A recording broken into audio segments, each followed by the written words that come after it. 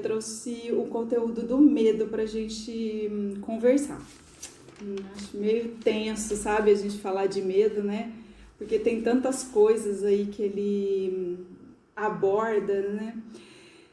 Bom, primeira coisa é que o medo, ele é fundamental pra gente, né? Ele é importante, ele é vital para nossa sobrevivência. Se a gente pensar que quando a gente sente medo, aciona dentro de nós, né, um monte de neurotransmissores que vão liberar aí o cortisol, a adrenalina, para que a gente possa agir de maneira rápida, né? Se a gente pensasse aí antigamente, que a gente tinha que fugir de algum animal feroz, a gente tinha que ter reações rápidas, né? Então, todos esses estímulos são feitos rápidos no nosso corpo para que a gente possa ter reações rápidas. Para a psicologia, o medo é um sentimento relacionado a uma insegurança, tá? Que ela é voltada, uma insegurança para uma pessoa, para uma situação, para algum objeto. E, num consenso geral, é uma sensação desagradável, né? Quando a gente sente um medo, normalmente a gente sente no corpo físico, no corpo mental, no corpo emocional, ele desencadeia aí acionadores em todos os âmbitos de uma sensação desagradável e pela percepção do perigo. Esse perigo, ele pode ser real, né? Então acontece realmente uma coisa, ou ele pode ser imaginário. Então eu acho que é alguma coisa e não é, né? Hoje muito disponível para nós aí o medo do coronavírus, né? Então assim, ele é real, mas até que ponto a gente fica imaginando coisas e criando que ele tá aqui, tá agora. Então a gente tem muitas questões aí envolvendo o nosso momento presente permeado pelo medo, né? Principalmente por essa questão da pandemia. E então os geradores pode ser então esses dois tipos de perigo e pode ser também uma preocupação. Só que quando esse medo é gerado por uma preocupação, é assim, é como se essa preocupação fosse de uma coisa que eu queria que acontecesse e ela não acontece. E aí eu acabo tendo um pouco de controle sobre isso, né? Então assim, eu quero que isso aconteça, aí não acontece. E eu fico esperando, né? E aí começa a gerar aquele medo dentro de mim de tudo isso. Esses três tipos podem nos ocasionar vários efeitos, né, no nosso corpo. Estresse, ansiedade, aquele processo de luta e fuga. Se a gente estiver trabalhando com luta, eu vou enfrentar o medo, né? Independente aqui, não estou falando de certo e errado e de mérito, tá? De se as ações que a gente vai tomar são certas ou não, mas a gente vai lutar, vai enfrentar o medo. Ou então eu vou fugir, né, daquela situação, ou eu vou calar. Lembra que quando eu falei na semana passada de que quando a gente cala, a gente absorve as coisas dentro da gente e isso pode somatizar, trazer uma enfermidade futuramente. Então a gente tem que tomar cuidado com relação a isso. Ou então esse medo pode paralisar. Sabe quando cola as placas? A gente não sabe o que fazer? Quando ele paralisa, são três ações também que desencadeiam dele. A primeira é a nossa questão de perfeccionismo, né? Então, eu não permito ser vulnerável. Não, eu sou perfeita, eu não posso ter medo, né? Então, esse é uma linha. A segunda linha é que, assim, traz aquela impotência para nós. Eu não sou capaz de fazer, né? Ou de fugir, ou de lutar, eu paraliso. Ou ainda quando eu tenho uma culpa. É uma culpa tão grande, tão profunda que me paralisa. E eu também não consigo tomar nenhuma decisão de ir e vir. Mas de todas elas, gente, eu acho que a mais preocupante é quando o medo ele é incapacitante. Como assim? Quando ele me impede de ter uma vida, ele me impede de amar e de agir. De amar é como? De ter a sensibilidade, o afeto, o acolhimento, ou então eu tenho aquele medo que me bloqueia, que me impede de fazer coisas.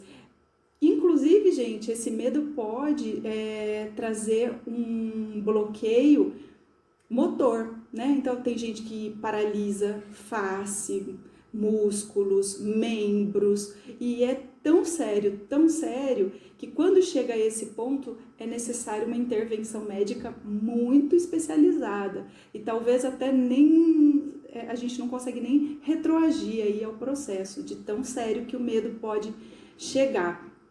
Uma das coisas que eu tenho percebido muito nos atendimentos que eu tenho feito, principalmente aí, né, desde a pandemia de março do ano passado para cá, é esse medo que está incutido em todo mundo, né? A pessoa chega para mim para fazer um trabalho de desenvolvimento pessoal, ela já vem com um diagnóstico. Quem é o profissional que pode dar diagnóstico, gente? Médico, né? Então, quando essa pessoa já chega para mim, a primeira coisa que eu peço é para que ela vá a um médico, faça o check-up. Quando a pessoa chega para mim, ela já chega com um diagnóstico, né? Então, Vivi, eu tenho um transtorno de ansiedade, eu tenho síndrome do pânico, eu tô com ansiedade. Então, eu acho que, assim, pra gente aqui hoje, saber identificar em nós o que eu tenho. É medo que eu tenho, né? Porque a gente tem hoje o medo, a ansiedade e a angústia. 3 coisas totalmente diferentes, e depois a tristeza, né? 3 coisas totalmente diferentes, mas elas se interrelacionam, né? E de repente eu não sei o que eu tô sentindo, e nem os profissionais muitas vezes estão sabendo. Por isso que é muito importante a gente buscar alguém com formação. A confiança, né? É você ter confiança em você mesmo, para poder ter coragem de olhar essas vulnerabilidades, porque não somos perfeitos, né? E a confiança em alguém. O medo, ele não tem espaço onde existe confiança. Quando eu estou com medo, ansiedade e angústia, não vou entrar na tristeza, tá? A tristeza eu vou deixar para um outro dia, para a gente falar de um outro dia, porque são temas bem distintos. Vamos lá, vamos pensar juntos. Medo. O que acontece quando vocês têm medo? A descarga de adrenalina, de cortisol é tão grande dentro do nosso corpo e ela dá um pico. O cortisol, ele dá o pico e ele fica um tempão lá agindo no nosso corpo até ele sair. Diferente de um hormônio do bem-estar, por exemplo, né? Quando a gente come um chocolate, ele sobe e cai rapidinho, aí você já precisa de outro chocolate de novo, né? Então a gente precisa de 3 ações positivas para uma negativa. Olha só, gente. Então, assim, para você ver o quanto o cortisol fica na nossa corrente sanguínea, agindo, interagindo com a gente e trazendo efeitos colaterais. E o que acontece com o medo? Quando alguém chega para mim e fala assim, Vivi, eu fui diagnosticado, não sei o que, blá, blá, blá, medo. Então, vamos lá, você tem medo de quê? O medo tem nome. Eu tenho medo de barata, medo de cobra, medo do coronavírus. Ele tem nome e é rápido, tá? Quando você pergunta, fala assim, eu tô com medo. Medo de quê? É rápido. Não dá tempo de você ficar loading, sabe? Ali pensando, digerindo, tentando entender. Não, ele é rápido. Medo de quê? Aí, a segunda sensação que a gente vai ter é a ansiedade. Todo mundo é diagnosticado com ansiedade, né? Todo mundo hoje em dia tem alguma coisa, um transtorno de ansiedade. Aí, o que acontece com a ansiedade? A ansiedade é assim, eu não sei, eu só sei que tem alguma coisa.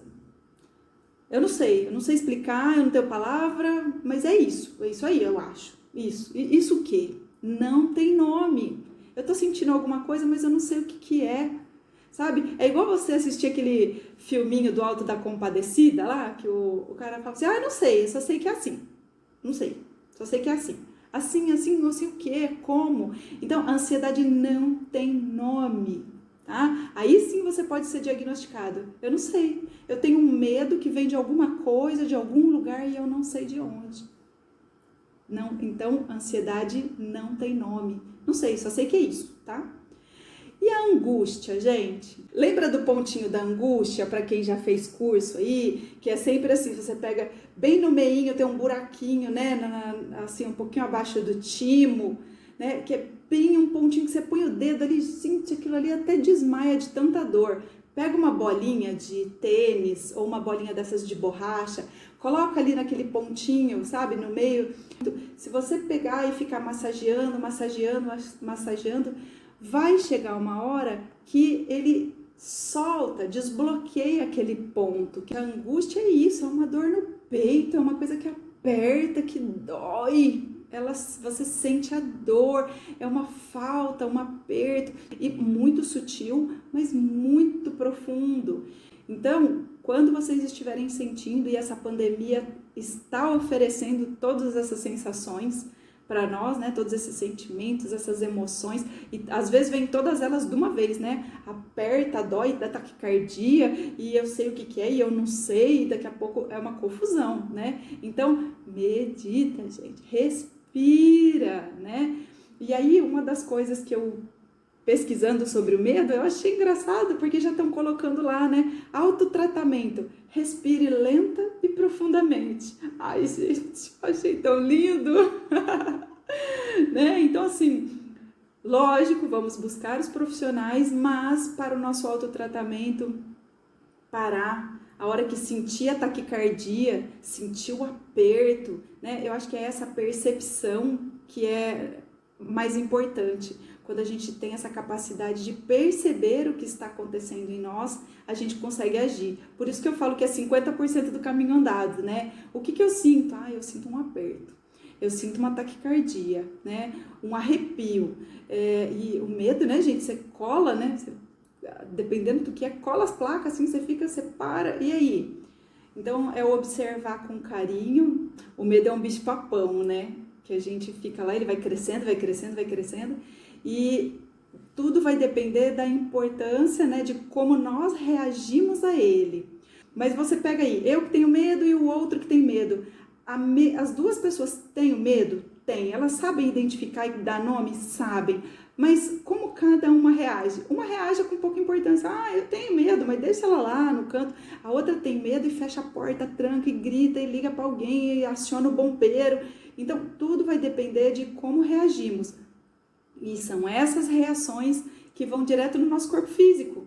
São elas que vão determinar quais são os acionadores dentro de nós, né? Quais as cargas que vão ser liberadas dentro de nós, se são cargas tóxicas, né? Ele vem para a nossa sobrevivência, ele é importantíssimo, né? É o chakra básico, é o início de tudo, é toda a minha questão de sobrevivência, onde tudo começa, né? É o primeiro chakra. Bloqueou ali, gente, não sobe mais nada, né? Não há Kundalini que suba, né? Travou ali fica, né? Então a gente pode utilizar muito o chakra básico para isso, né? Para a gente estimular o chakra básico, para não ter medo, para a gente ter coragem, né, de enfrentar a vida. Que a cor que relaciona ao medo é o lilás, né? O lilás não, o roxo. E se a gente pensar sistemicamente, né, aqui de forma mais com o reiki, com a meditação, com os chakras, a gente vai trabalhar o vermelho, né? Porque para o vermelho estimular, ou para a gente não usar o vermelho, né? Porque se a pessoa tiver com muito vermelho, ela vai reagir com agressividade. Então é trabalhar o vermelho para trazer essa coragem que a gente tem dentro de nós. Lembra a primeira meditação que nós fizemos? Que o medo ele é positivo, sim, para nós, e que a gente tem que usar ele como mola propulsora, né, de coragem, mas que a gente não pode deixar ele nos incapacitar. Para finalizar, eu deixo aqui a palavra confiança. A confiança nos blinda, nos protege. E para quem é reikiano e mesmo para quem não é, pode utilizar esse mantra para o seu dia a dia, para essa semana. Só por hoje, confio no processo da vida.